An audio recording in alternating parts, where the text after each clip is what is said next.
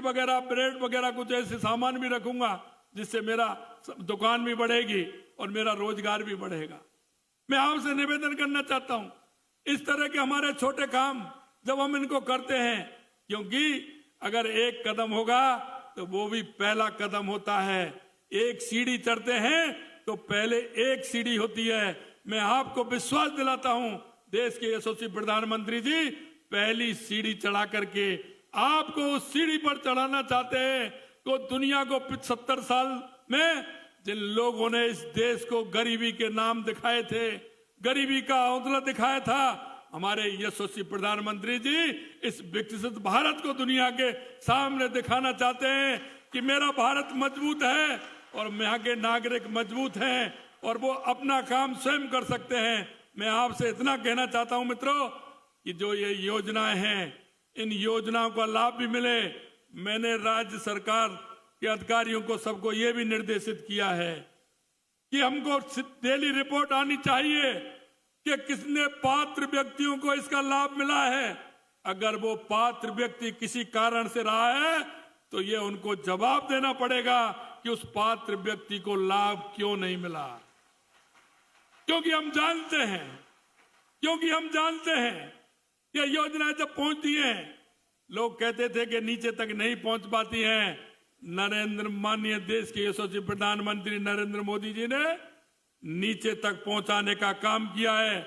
और जो लाभ में कट होता था, कटमनी हो जाती थी लाभ में, हमारे देश के यशस्वी प्रधानमंत्री नरेंद्र मोदी जी ने 2014 के बाद जितना पैसा भारत सरकार से आता है वो पूरे का पूरा उस लाभार्थी को मिलता है। ये भ्रष्टाचार से निजात दिलाने का काम किया तो देश के यशस्वी प्रधानमंत्री नरेंद्र मोदी जी ने किया। मैं आपसे निवेदन करना चाहता हूं कि योजनाएं बहुत लाभकारी हैं। हम नागरिकों का भी कर्तव्य बनता है।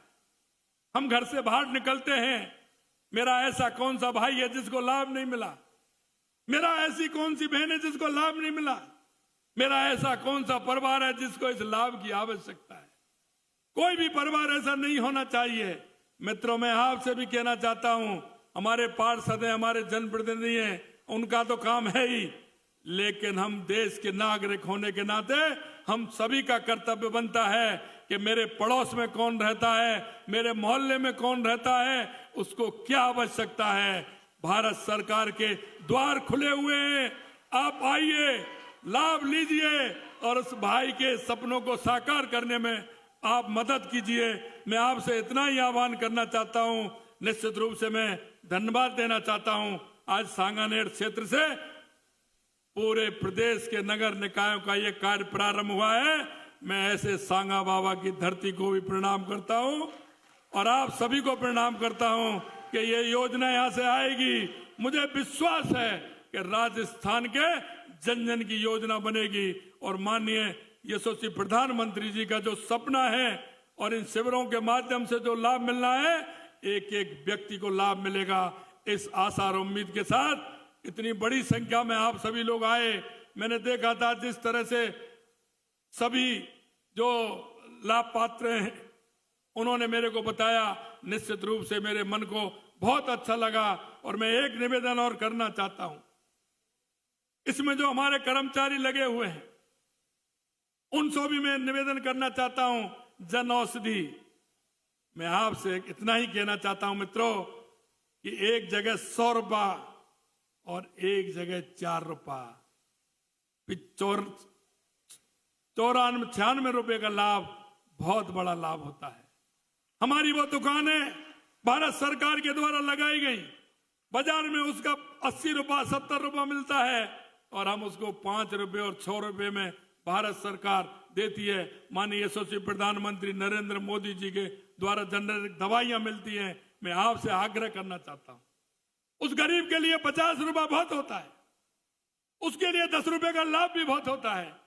अगर आप उस 10 रुपए का लाभ दिलाएंगे, 20 रुपए का लाभ दिलाएंगे तो उस गरीब के घर में सब्जी भी बनेगी, चाय भी बनेगी, उसका इंतजाम भी होगा, उसके मन में संतोष भी होगा। इसलिए मैं आपसे यही आग्रह करना चाहता हूं, इस गरीब कल्याण की योजनाओं तक आगे तक पहुंचाने का काम करें। मैं आपको यही विश्वास दिलाना चाहता हूं कि यह सरकार गरीबों के हित की सरकार है, यह माता बहनों और बालिकाओं के हित की सरकार है। हम कभी भी माता बहनों के लिए समर्पित ये सरकार है। मैं आपसे यही कहना चाहता हूं, भ्रष्टाचार को मिटाने का काम हमारी ये पार्टी, हमारी ये सरकार करेगी। हमारी ये सरकार, जो आपने जिस भाव से राजस्थान में लाने का काम किया है, आपके उन जिन भावों से आपने बहुत बड़े बहुमत के साथ आप लेकर के आए हैं, आपका भाव और मन जैसा है, निश्चित रूप से उस भाव और मन के साथ ये सरकार खरी उतरेगी। इतना मैं विश्वास दिलाना चाहता हूं। आप सभी को बहुत बहुत धन्यवाद। जय हिंद, जय भारत। तो विकसित भारत संकल्प यात्रा का शुभारंभ सीएम भजनलाल शर्मा ने किया है। सांगानेर से, यानी कि उन्हीं के क्षेत्र से इस यात्रा का शुभारंभ हुआ है। केंद्र सरकार की जन कल्याणकारी योजनाओं को जनता तक पहुंचाना, हर एक जन तक पहुंचाना, और न सिर्फ हर एक जन को लेकर इसकी जानकारी होना, बल्कि कोशिश ये है कि ज्यादा से ज्यादा जो जनता है वो इन योजनाओं से जुड़े, उनका लाभ ले। साथ ही आपको बता दें कि इस यात्रा के जरिए कई जो खास रथ है वो तैयार किए गए हैं, जो कि हर एक पंचायत में जाएंगे, शहरों में हर एक वार्ड में जाकर एक दिन में 2-2 वार्ड जो है कवर किए जाएंगे। वहां पर जाकर केंद्र सरकार की योजनाओं की जानकारी जो है वो जनता तक पहुंचाएंगे, ताकि ज्यादा से ज्यादा लोग जुड़ सके। जो शिविर लगेंगे उसमें भी ऑनलाइन रजिस्ट्रेशन तुरंत किया जाएगा। जो लोग योजनाओं से जुड़े हुए हैं, नहीं हैं और पात्र हैं, तो ऐसे में उनका तुरंत ऑनलाइन रजिस्ट्रेशन भी करवाया जाएगा। साथ ही इस यात्रा में कई ऐसी योजनाएं हैं जिसके जरिए आमजन को लाभ मिलना है, गरीब लोगों को लाभ मिलना है, आर्थिक संबल जो है वो उन्हें मिल पाएगा। तो तमाम कोशिशें यहां पर की जा रही हैं कि देश भर की जनता के साथ साथ में राजस्थान की जनता भी कहीं भी केंद्र सरकार की योजनाओं को लाभ लेने में पीछे ना रहे। और इसी कोशिश के तहत ये जो यात्रा जो है वो शुरू हो रही है।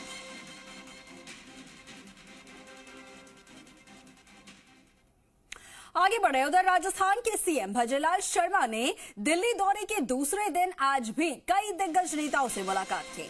मुख्यमंत्री भजनलाल शर्मा ने उपराष्ट्रपति जगदीप धनखड़ से मुलाकात की और उससे पहले सीएम ने केंद्रीय मंत्री नितिन गडकरी से भी मुलाकात की। गडकरी से पहले भजनलाल ने प्रहलाद जोशी से उनके आवास पर जाकर भेंट की। और लेकिन आपको बता दें कि आज सुबह सबसे पहले मुख्यमंत्री भजनलाल शर्मा ने लोकसभा स्पीकर ओम बिरला से उनके आवास पर जाकर मुलाकात की, उनसे भेंट की है। दिल्ली में 2 दिन के दौरे में सीएम ने बिरला से दूसरी बार ये मुलाकात की। तो वहीं कल रात भी भजनलाल ने स्पीकर ओम बिरला से आधे घंटे तक मुलाकात की थी, चर्चा की थी, बातचीत की थी। तो वहीं राजस्थान में मंत्रिमंडल की कवायद को लेकर तमाम दिग्गजों से ये मुलाकात बेहद अहम मानी जा रही है। कल दिल्ली में बीजेपी अध्यक्ष जेपी नड्डा के आवास पर तकरीबन 1.5 घंटे तक बैठक चली थी। अब जानकारी के मुताबिक बैठक में करीब 15 से 17 मंत्री बनाए जाने पर सहमति बनी है और इस बैठक में मंत्रिमंडल के गठन में क्षेत्रीय संतुलन बनाए रखने के भी खास निर्देश दिए गए हैं।